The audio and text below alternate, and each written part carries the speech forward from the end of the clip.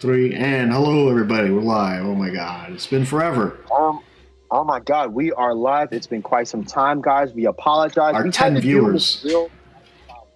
It's 10. I thought there was only two. Where did the other eight come from?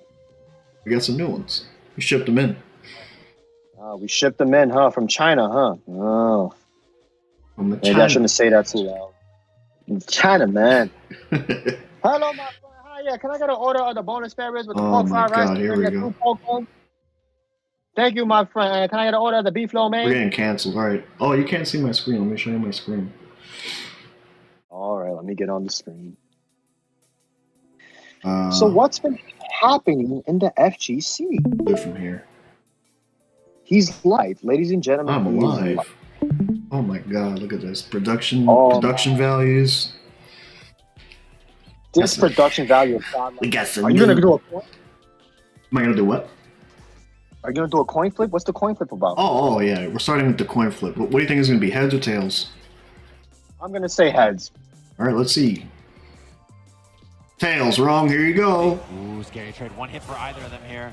Oh, he whiffed the throw! No, you don't whiff a throw in this He game. makes the throw. Nano with the hit. The perfect knuckle inside. The No. crowd goes wild. Wow. You love it. Let me tell you something about this problematic fucking game. Do you want me to start? Do you want me to get started? We're starting with slop 6. Slap fighter. Well, you wanted 6. to rant, so is that going to be your rant? This is gonna be my rant about Slap Fighter 6. I find it very problematic that they took this long to finally release. Actually, I don't even think Ed even got released. What is today's date? Today is the 19th of February, 2024. And I believe, yes, and I believe Ed has still not been released. Akuma, Oh, really? yeah, Ed hasn't been released to my understanding, and I don't think neither has Akuma. So what Nah. this highlights is, this highlights a problem right now in Capcom's department. With your drive rush, we need to ask ourselves, how problematic is Akuma going to be in this game? And what I'm starting to realize is it's possible that they made a giant mistake with this game and they already made Akuma God tier without actually thinking about how the game would blossom into, if that makes sense. But help me understand how Akuma would be godlike in 6. Because he was godlike in every other fucking game. Jesus Christ, look at the damage that Akuma did in Street Fighter 4. All right. I mean, I don't know. Yeah, he was pretty weak in Street Fighter 3, but there were players that still made him work. They did a lot of damage. You know, the same can be said in Street Fighter 5. Wasn't Tokido considered the Goki god? I think he was playing Urien at the end. Urien and Goki? Urien and Goki, I believe, it was one season where I think it was just Urien. I don't fucking know. Don't quote me. I don't play that game. No, it's fine. What I'm Look at the noticing graphics. We got Marvel vs. Capcom 2 and we got Third Strike. That's all we know. Oh God, that's only 2 games that we know. But it's very problematic to me that they're refusing to release these characters, and I think it's because they're having balancing issues. They probably sat down and they told themselves, we cannot release these 2 characters in this exact state because it's going to become very problematic in a competitive aspect. I mean, look what happened with Tekken 7 and Leroy. There was a top 8 where every player was playing fucking Leroy. Is that same thing going to happen with Capcom in Street Fighter 6?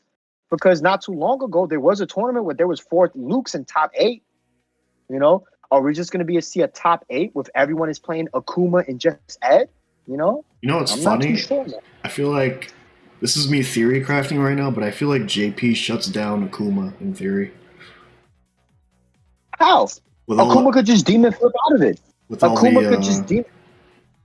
With all he could just demon shit out the way. Like the air stuff that he has. How can JP truly lock down Akuma if he has the defensive options of demon flips and demon mirage? That's why I'm asking. I'm thinking about it from like a Third Strike perspective.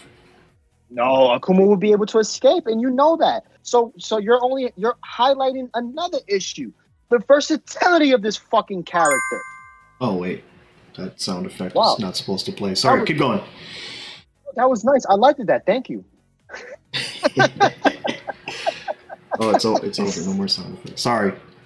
Well, we got some No, new no, sound but effects though. Here we go. Hold on. Yeah, I've been waiting for this. I got the picture. All right, that's cool.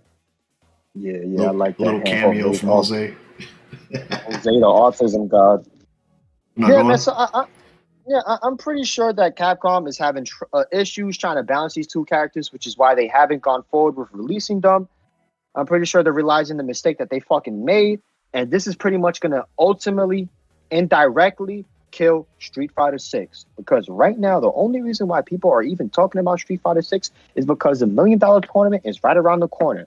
And if Capcom cannot provide another $1 million for the next tournament, Street Fighter 6 as a premier fighting game is going to be dead in the fucking water, and you're going to see everyone gravitate to Tekken 8 they've been doing from Mortal Kombat 1. Everybody from Mortal Kombat 1 left, and they went to Tekken 8. They've been saying it. They've been very vocal about it. The Street Fighter 6, the Street Fighter 6 cucks are not going to admit it because they're still fighting for that small cash grab. They want to say, no, this is the premier game. I'm still being paid by Capcom and Twitch. Let's keep that narrative going. Fuck out of here. I'm gonna say they probably spend more in marketing for Street Fighter V than ever, even close to like $1 million or whatever. But was that Capcom's money, or was that off the strength of Sony? Because Sony invested heavily into Street Fighter V, whether people want to admit it or not. I mean, were they still involved later on though? Yes, they're the ones that's responsible for making the game even getting the green light. There was an article about that. But like later on in its life though, I think what happened was that Sony eventually got themselves involved with Evolution. They bought Evolution hoping that Capcom would be the premier company for Evolution. And then somewhere around there, it fell through. Because as you can see now, and Evolution, they're not playing on PS5. They're all playing on fucking computers. So I can only imagine what's happening there. And isn't Pokemon like the fucking owner of Evolution? Pokemon. What is that? It's Pokemon. Jesus Christ. Pokemon, fuck her too. Why did she find it necessary to buy this fucking company? Why couldn't the Cannon brothers keep it? I mean, it's a smart move from her end, I mean, it's a smart move on her end, but at the end of the day, Evolution is dying. Nobody wants to go there. The legacy games that gave Evolution standing legs have come out and said that Evolution does not respect them, and they no longer want to be a part of Evolution. Which is why you're seeing Marvel vs. Capcom 2 having Fight Kingdom, which is why you see the upbringing of Jazzy Circuit thanks to Arturo Sanchez, even though he likes to fuck trannies in the ass and shit. It's a lot of crazy shit going on out there in that community. But hey, we gotta let it out. We gotta let it be known. There's no whole bars on this. We tell the truth on this side, all right? We don't keep the bull. These are some accusations, good sir. But what about they confirmed it? What about Smash? Are they still in Evo? No, right? No, because Nintendo wanted no part with Evolution. So because of that, Smash is not allowed at Evo. And they're not allowed to play Melee at events or some shit? Nah, none of that shit. They got their own thing. They got Genesis and a couple of other That's so bizarre to me. Yeah, I know, but it's crazy because the Melee people have a way bigger turnout than the Capcom guys. It's actually kind of disgusting, but people don't want to admit this because of narratives that are being pushed. Right. So what else did you want to rant about? Oh, God, what else do I want to rant about? Let's talk about Last Chance Qualifiers. Did you catch any of it by any chance? Last Chance Qualifiers? What is that? Capcom Cup.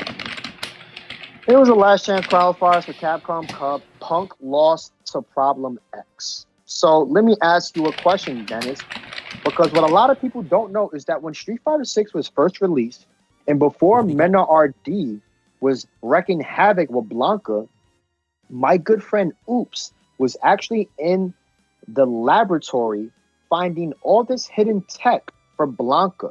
Me? And a lot of the tech, yeah, I remember the tech that you were finding, remember? Not really. Finding bugs mostly. Well, he calls them bugs. I call it tech, So it's funny that a lot of the bugs that you were mentioning about Blanca is actually coming to fruition now, Like which one specifically? Nigga, everything. The fact that he's fucking stupid, that he gets all this free shit, half the time it's Blanca's turn, even though you think it's your turn. Oh yeah. You know, because what I can you bring up that match by any chance? Can It's you on the type screen in, right now. Are you not watching? or am I not watching? Oh, I'm fucking high. Yeah, but this is after he lost the first reset. This is when the bracket got resetted. Oh, you want me to go back a bit? I mean, I want you to see how he got his Cammy exposed. Oh, okay, Because okay. Punk was doing fine. Punk was doing fine in the beginning, but then slowly you saw that Problem X adjusted, and just Punk just got a little bit too eager in the matchup. He wanted to finish it up. Not that he wasn't considering his defensive options, but he was flow charting, and it became very obvious that Punk was flow charting. Yeah, this is going to be a game much like Third Strike because of the way the systems are. You're not going to be able to flowchart. As people get smarter and stuff, people are going to start doing like weird things to try and get in. That's kind of the appeal for me from the game, but there's so much other problems where I can't even be bothered. I was just very surprised. I thought that Punk was gonna reach the last chance qualifiers, but unfortunately he didn't. You know, Problem X got the best of him. You know, and I'm pretty sure that he's been ranting on Twitter. You know, I didn't get to see any of the stuff yet. You know, He's screaming about now. yeah, you know, he's always screaming about something. This character's fucking trash. That's right. Everybody gonna learn footsie, but he lost that random shit. You know, that's the crazy part. He was talking about footsies, but he that random shit. Random shit's gonna get you kind of far in this game for sure. Oh God, if that was the case, I would have been a fucking a legend with my own. But no, like I'm telling you, like the more the game evolves, the more people are gonna be playing like this weird game.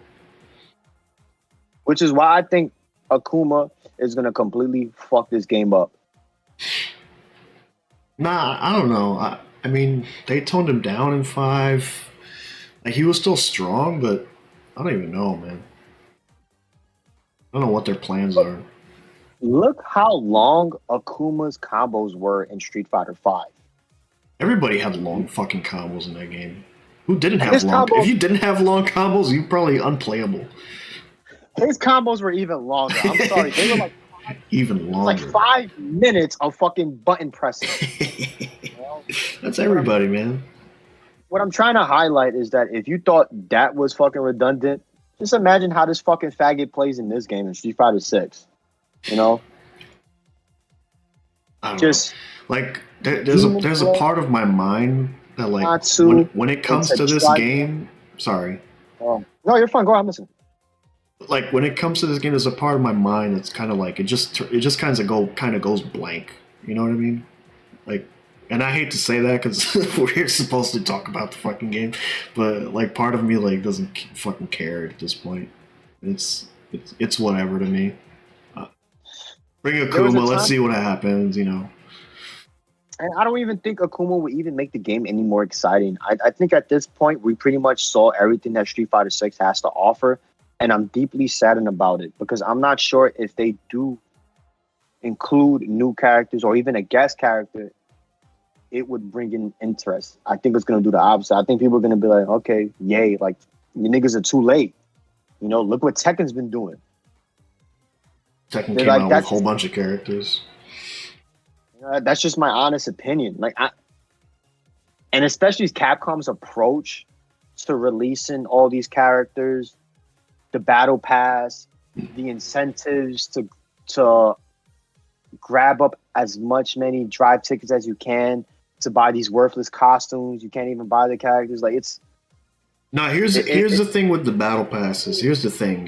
Here's the thing with the battle passes is that all these companies are doing all this battle pass shit, and they think like every person that's playing game has money to put all their money into one battle pass. Like essentially what they're doing is they're like there's like a bucket of money, right? And they're all trying to take money out of the bucket. Like it's not infinite, you know? There's not an infinite amount in there. It just doesn't make sense to me why they made that their whole game plan. I mean, look how beautiful Street Fighter 4 was. As retarded as it was that you had to buy the new game. I prefer that model. Yeah, I prefer that model more. And that model. you'll find that casuals are still playing the old. Like there were still people playing vanilla. They didn't want to buy the new one. They didn't care. They were online playing vanilla. They didn't give a shit. There's Brazilians and Mexicans still to this day that are still playing Vanilla Sagat and In the Street Fighter Amazon, 4. yeah. Yeah, they can care less. They're on a CRT. Oh shit! No? Move this. So, all right, let me switch gears here for just a moment because I like talking about fighting games and stuff, but I think we should talk about other games a little bit. Do like a 70-30 split maybe. Two Seething Boomers. We can talk about whatever the Seething fuck we Boomers. want. I want to talk about something I liked. It's a game I liked that came out in 2023. Let me shut the fuck up. And I think I told you to play this game. What game is this? I just play this. I watched it. I don't like this video, but it's fine. Wanted Dead. These are from. This is the game from some of the people who worked at Team Ninja. My nigga Oatmeal Face. Showing some Devil May Cry. Here we go. So this game, I didn't know what I was getting myself into, but I was like, this sounds interesting. I saw like some guy talking about it, and I decided to give it a try, and it was on sale, right? I don't think this game is worth getting at full price right now. I think it's like $40 worth full price. It came out in 2023, like in the early like February, like basically 1 year ago, and dude, I kind of fell in love with this game. It's like it's fucking retarded in the best way, and the combat is like it's insane. Like you got all these cancels, you're like parrying the enemies and shit. Are you shilling me this game so I can buy it and do a playthrough? You didn't buy it, guys? The best thing I've heard about this game, like describing it, is like it's a PS2 game in 2023. And that sounds absolutely godlike. But unfortunately for the Zoomers, it would sound like a nightmare. They're showing some other games from kind of that era right now too, like just weird, weird janky action games. And yeah, that's really what it calls back to. And I hope they do more of this stuff. To me, those were like quarter wasters. Go in there, throwing a bunch of quarters. Yeah, quarter munchers, go in there, playing there till you try to get as far as you possible, and then you go, fuck it, I'm done. That's it. That's the purpose those action games serve. Nothing wrong with it. They do have replayability. And some of them are easy enough but hard to master. There's definitely a learning curve when it comes to this game. I always love that about those action games. You've heard me rant about this before about Ninja Gaiden and its importance in gaming, because when it first came out, it was considered the most difficult fucking game because nobody can beat it. And it was held in this high regard. And now all of a sudden, everybody's creaming in their fucking pants about Dark Souls, but everybody's forgetting about Ninja Gaiden. Don't get me started. I've seen the genre go through many phases. Everybody's pretending like it didn't. It's very strange. But no, I think there's a couple good looking games from the action genre that have been coming out lately, so it's not completely dead. I like to see that, but yeah, the Dark Souls of the world, the Lies of P's and all that shit's like, yeah, people are really getting invested in those, but you always see this argument from them. It's like skill issue whenever you say anything about these games, and it's not like they're hard. They're not hard games. I think the reality is that they don't want to admit is that they continue to wear the rose-tinted glasses that Rockstar gave them when Grand Theft Auto San Andreas first came out. We love the open world, and we're never going to admit that. We fell in love with being able to explore this large, vast, this large environment and this visual ecstasy, but we can't even do it in fucking reality. What the fuck is going on here, man? It costs money in real life. Yeah, it costs money in real life. You need gas, and then you gotta come back. In the game, you can turn it off. You don't gotta come back. In the game, I can climb a mountain, but in real life, I'll probably die. You gotta climb the mountain, then you gotta climb down the mountain. It's not as interesting. Oh, I forgot. Yeah, you gotta climb back down. You just don't get a a flashpoint where you could just. Yeah. So yeah, if I could say a few last things about this game, it's very good. You all should play it. Got a lot of sword play, a lot of gun elements, gun fu type stuff, and yeah, it's very fun. You all should play it. It's a very fun game, just like a Dota. And yeah, it's ridiculous. Also, the story doesn't make any sense. It's ridiculous in the best way. Anyway, so And I got some other topics. Unless you want to dive into something. no, I'll wait and then I'll scream again. No. Let's take some turns here. Keep things. What do you want me to scream about now? Well, I don't want you to scream about anything. I want you to, I don't know, whatever's on your mind. How do you personally feel about the success of Palworld and the fact that this indie game put the industry in notice? I think that game's kind of flavor of the month. Flavor of the month? Yeah. I don't know. I don't know if people are gonna be like playing it all the time. I mean, personally, it looked interesting to me because you could shoot Pokemon in the face, and I hate Pokemon. And I think that's one big appeal of Palworld is that like if you love Pokemon, you'll buy the game, and if you hate Pokemon, you'll buy the game. And that's like perfect marketing. And they probably should have like done a little bit more with that. But they did pretty good, you know, all things considered. They got a lot of sales, a lot of people invested. But I don't know. I feel, especially survival games, that genre, it's very much kind of flavor of the month. It'll be in people's rotations for years if they keep updating it properly. Well, I respect that opinion because you're a little bit more knowledgeable in those games because you were playing PUBG before it became super popular, and I believe DayZ also. Not PUBG, but yeah, DayZ, yeah. Yeah, you were playing DayZ when it was still a mod, if I'm correct. Yeah. And you're more familiar with it. For me, looking as an outsider, I was more concerned with the industry reaction. Mm-hmm. A lot of people were angry. Many were disappointed that they were able to use the AI to the best of their abilities. They were using it for references, reworking the characters. Some even claim that they were using the AI for coding. You know, I don't know if any of that's true. I don't know about that. I honestly haven't looked into much stuff about the game. Like I've heard some complaints like, oh, they copied this and that. And like some of the designs, yeah, they copied them and they changed a couple things. But I mean, you know, it's up to Pokemon or Nintendo or whoever to go like take them to court because there is no fair use in Japan. They don't have fair use, so they'll sue your ass. Personally, I assume that it was fair use because aren't they on the Epic engine?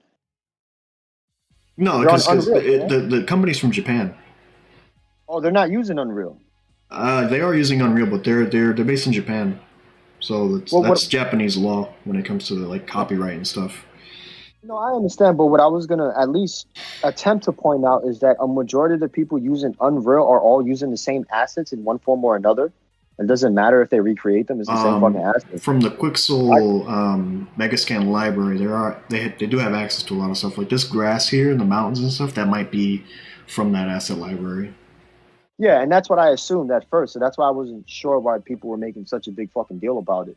Because it's a giant library. I mean, I've even been told that there were people on The Mandalorian that had access to that epic library, you know?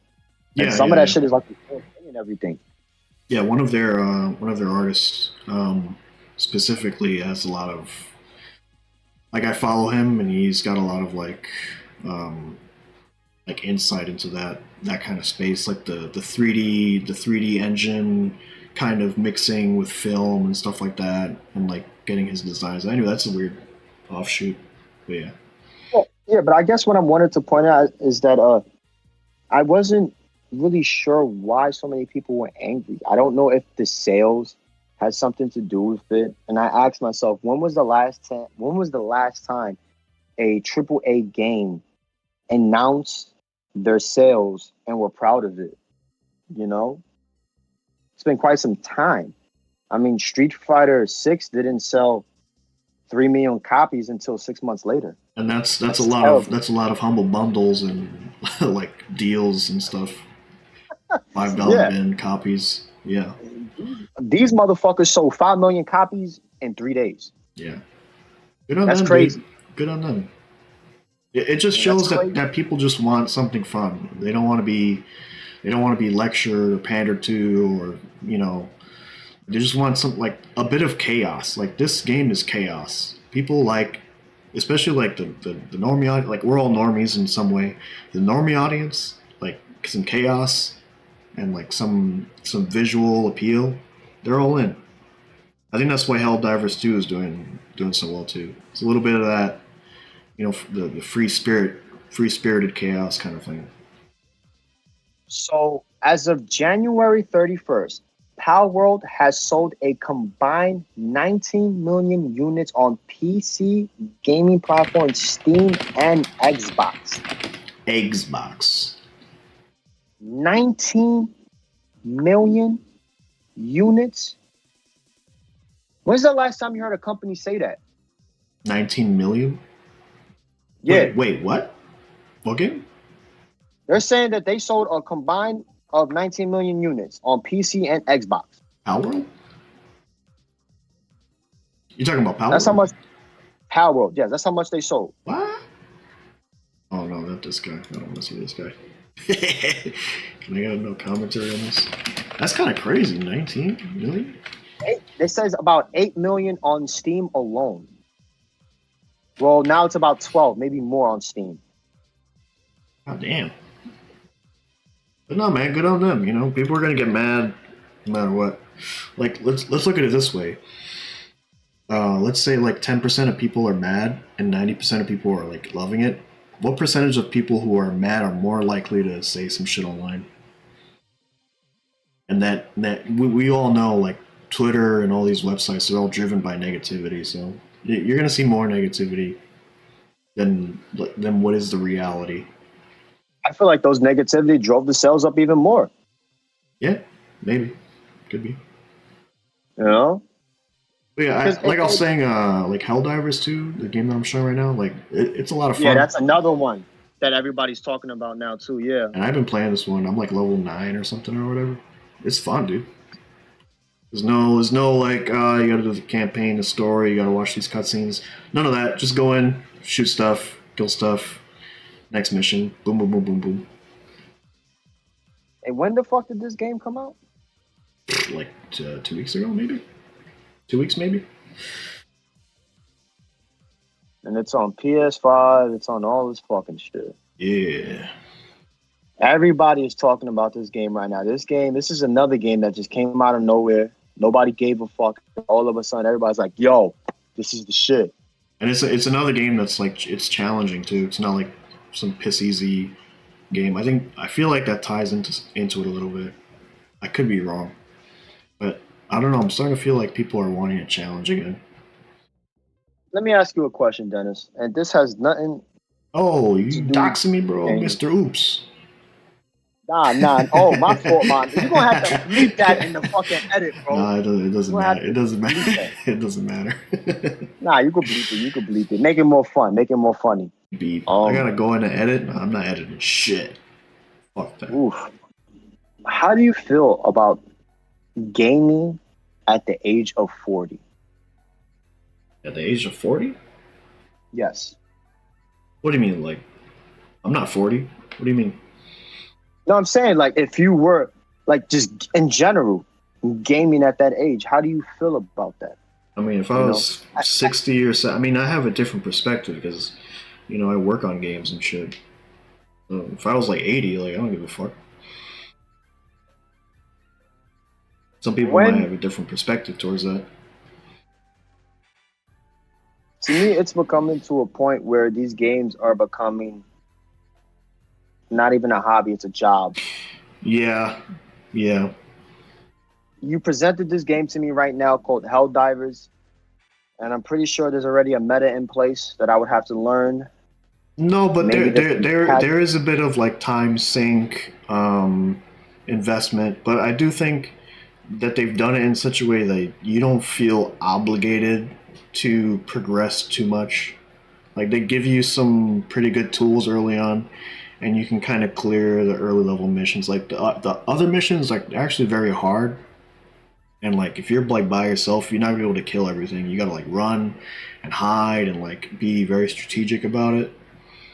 So like it's not a game that's demanding you to waste time. If I were to say that, like the most efficient way you're gonna get through it at a higher level, if you're by yourself, let's say, is to basically like run and hide and like I was saying. So there are other games where it's more like they just waste your time, especially on higher level stuff. The monsters have inflated health. You got to kill them all. It's like a waste of time.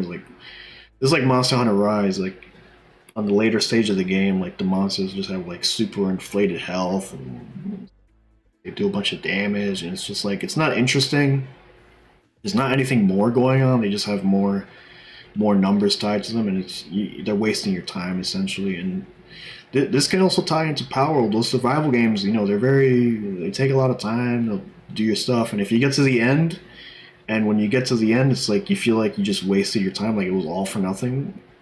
Like that. That's a big thing with the survival games. Like they push you to keep going and going and get the next upgrade. And once you get the final upgrade, you're like, what did I just waste my time doing? Replayability. Yeah, this is a game that's very jump in, do a mission, and then go do something else with your life. Like this game right here, for sure. I'm gonna repeat it. I'm gonna repeat the word again for the audience. Replayability. And the reason why I'm saying that is that a lot of these games have the incentive to force you to play. But you aren't really gaining anything out of that, even from a competitive perspective, because the community doesn't really grow. There are certain instances that it does, but for others, it's just a short stop. It's getting to a point where these games are becoming fucking jobs.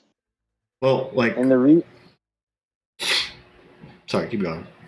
No, it's fine. They're becoming jobs, And the only way you're going to get paid for it is if you sacrifice yourself by going on Twitch and putting a camera in front of you. You allow the whole world to see you play this game, and slowly you'll start to wither away. And I've been asking myself, what is the young man's game and what's an old man's game? Well, there was a time. No, let me finish. There was a time period when I would go to Chinatown Fair in New York City, and the old men, the ancient men, the businessmen, they would only play 2 games. Actually, no, 3. They would either be playing Pac-Man, Super Puzzle Fighter, and funny enough, Third Strike. And I asked myself, from a competitive perspective, what are they trying to accomplish? Are they trying to ingrain themselves in the legacy that's already been established for said game? Or is there another aspect that we've omitted where these games can be considered in the same bracket as chess? Yoshinaro Ono made a statement some many years ago when he said, in the future, I believe that people are going to play Street Fighter like a game of chess. And the matchup will be Ryu and Ken, funny enough.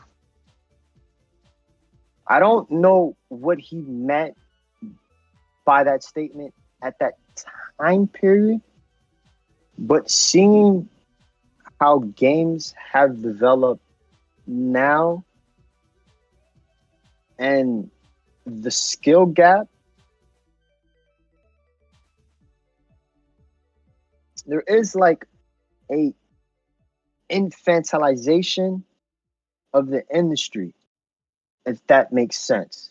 Because they got us stuck playing this fucking game, you know, like we're a kid, you know, like we're a baby just pushing buttons, you know? Yeah. But where is the actual thinking, you know, the strategizing? Where are those games now? Do those games actually exist? There are certain people of high intelligence that recognize games where you can strategize. There is some level of thinking to it, you know, and they respect those games, you know. Tetris comes to mind, and I'm pretty sure there are others that I won't be able to name, unfortunately. You know, I'll be honest and shit. But there are games out there that you need to fucking think to play them and shit. I feel like half these games now, you're not even fucking thinking. And then you got to keep up with the schedule. You got to buy the battle pass. You got to make sure that your dude looks nice. You got to have the nice armor, the nice sneakers. You're living the outside world in a fucking game now. Read the patch. So what? Yeah, you got to read the patch. So what are you really doing, you know? What the fuck is really happening? I remember when I used to be able to walk into an arcade, throw in a quarter, play the game, and fucking leave. And leave. The idea of being able to leave. But now these companies are so infatuated with the idea that, no, we need to keep these players on this fucking server. We're getting paid. Yeah. Because of the advertisement. We're downloading all of their data. We sell the data.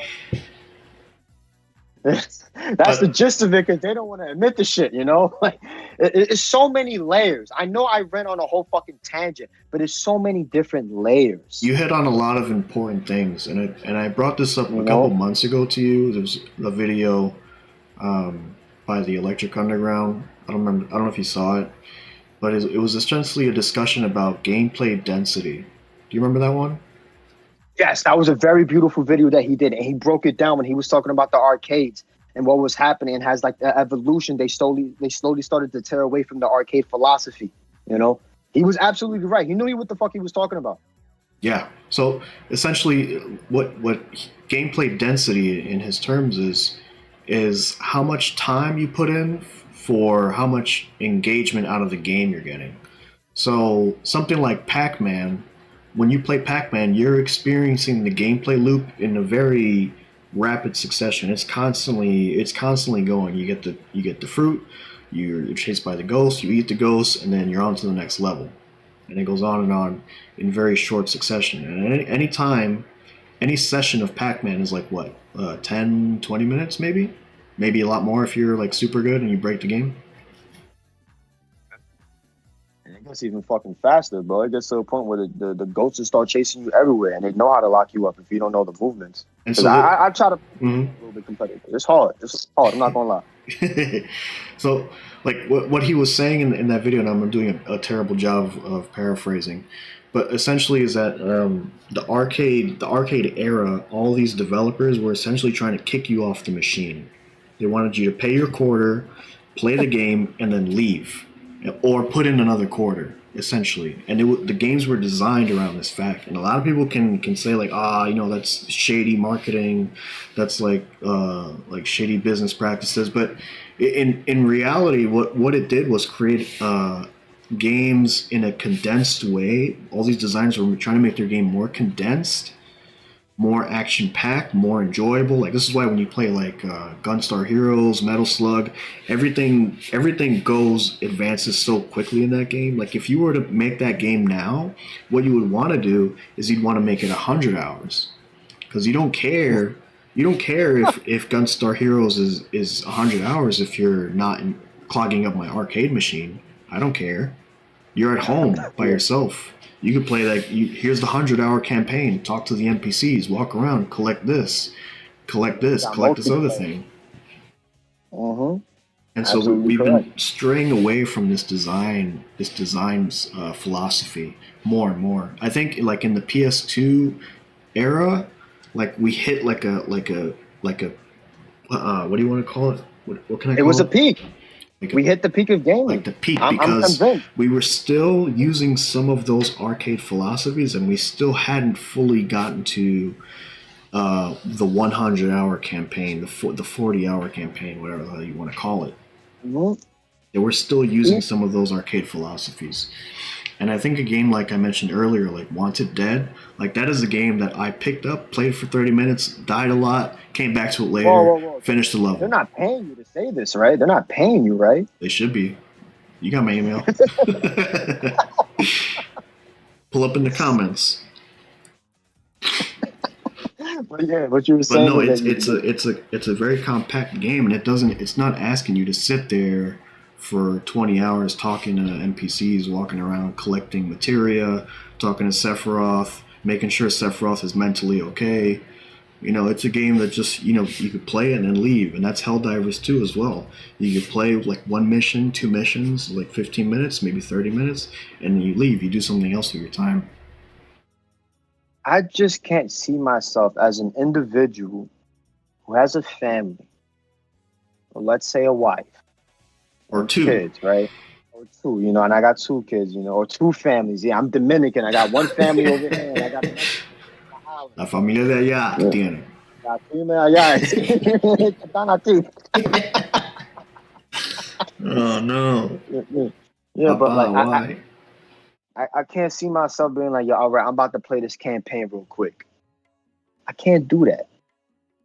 For me, I would rather be like, let me dust off this Dreamcast. I know that in 15 minutes I can play this arcade mode and I'll be done and I'll put it right back away. Yep. That's all I want.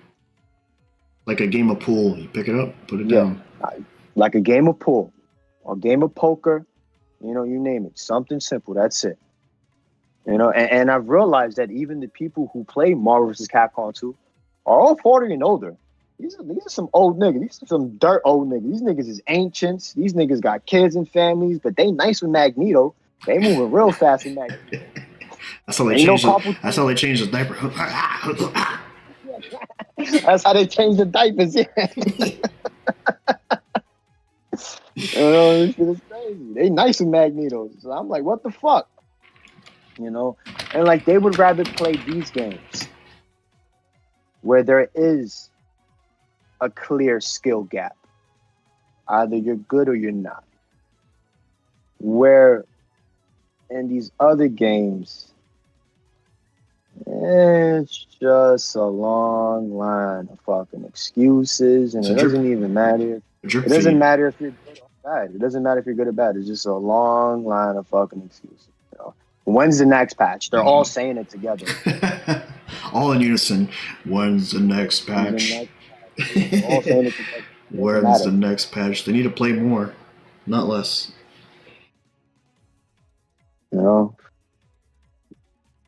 I don't know where gaming is going at this point. But can I bring up a weird aside?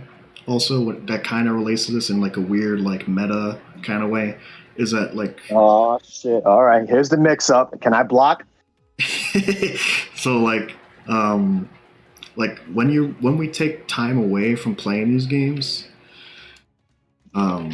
like your mind might like sit on it and think about it, like maybe when you're in the shower or something, and you come back to it later, and like that was for me with Wanted It. If I can bring that up again, like when I would take time away from it, like for like a moment in my day, I'd think about it, like what I could do differently, like maybe I could slash the enemy from behind with some weird stuff, or I could try something else, and like this philosophy or like mental way of like taking breaks from the game, like I feel like in the arcade era you had to do this because there was only like maybe one machine or two machines and you had to wait. Like you might be standing there for a while. What you talking about, bussin'? I could just turn on the Fortnite right now and I could just start building everywhere. I could practice my build. And like the breaks made you appreciate the game more, made you think about the game maybe differently, maybe like it was like mental training, like the hyperbolic time chamber in a sense. Like you were doing other stuff, you were like, lifting corn barrels at work or whatever you do for your job. Me personally, I like to shuffle bananas. Every competitive player that I researched always had a story similar like that, where they found themselves doing their daily duties, and at a moment they'll be stopping and asking themselves, that game that I played last night, what could I have done better? And it's not different from somebody playing sports. That competitive aspect, that competitive nature is there. I think it's just the physicality, that doesn't actually exist, or at least that contact, that physical contact. I mean, you're just pressing buttons at the end of the day. It's like band practice,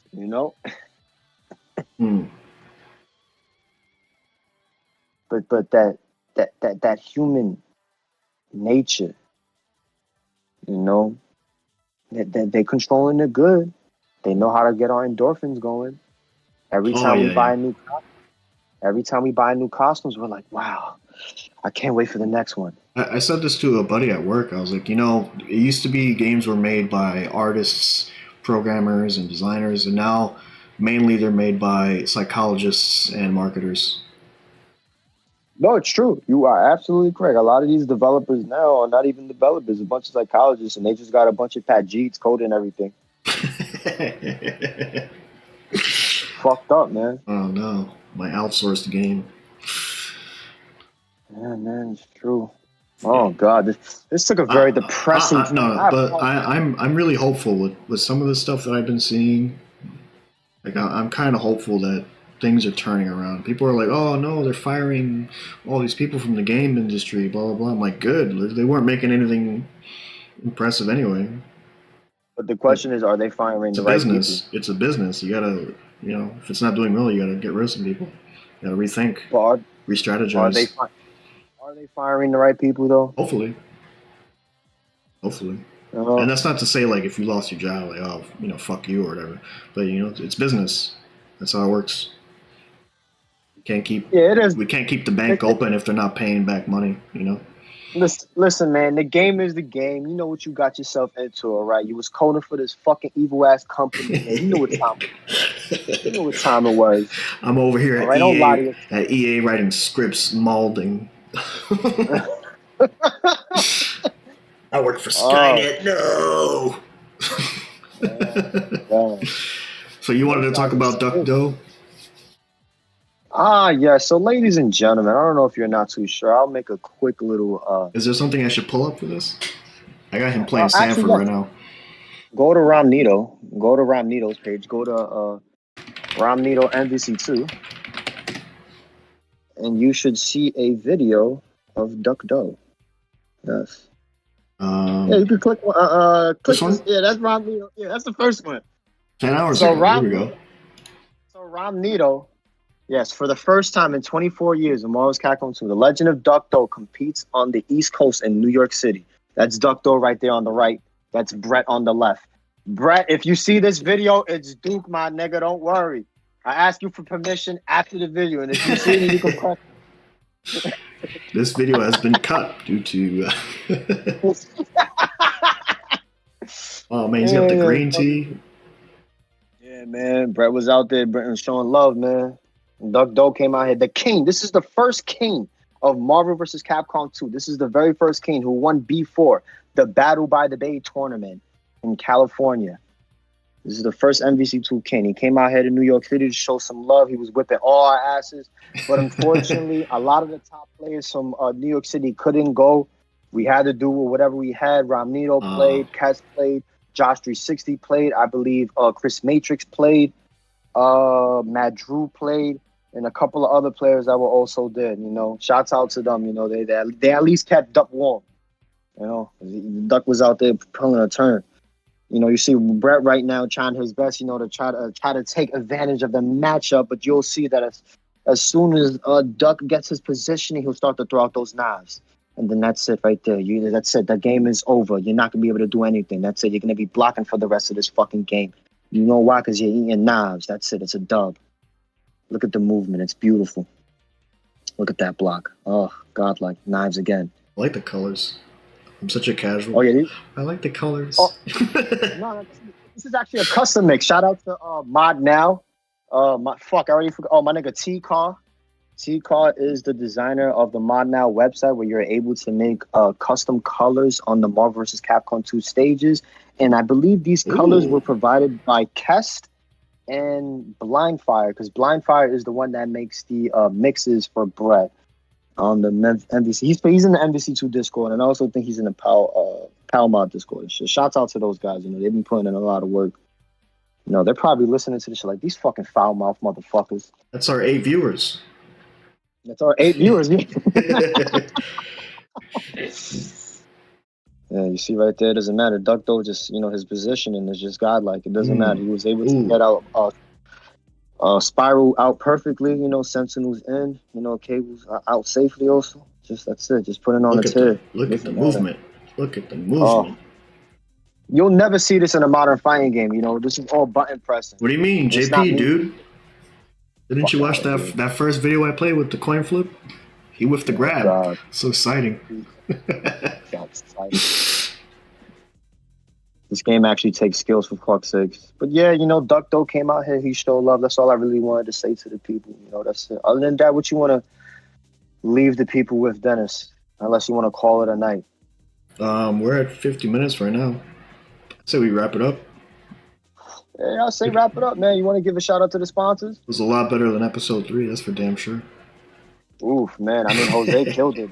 He wasn't even there. All right. Man, well, it's good talking to you.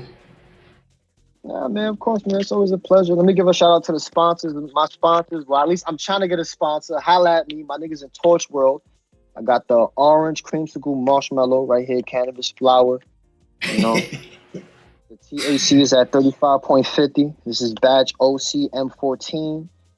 This was packaged on February 3rd, 2024. Sprinkiesbrand.com. Yeah, shouts out to them niggas right there, you know. If they could provide a nigga with a sponsor, you know. We actually do have a sponsor. Oh, what's our sponsor, Dennis? Are you mentally ill?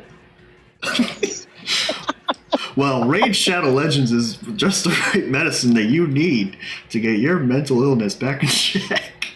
Download Raid Shadow Legends right now, and you can get 50% off your next battle token purchase or some shit. with promo code. I can't think of a funny promo code, but if I did have a funny promo code, leave it in the comments. What's your funny promo code? There you go. Call to action. All right, KYS 3295. And the next episode is going to be episode number 5. Thank you. All right, guys. Dozo, shouts out to you. Yeah. So this. I got the picture. All right, that's cool. Oh, God. See you later, guys. Oh, man.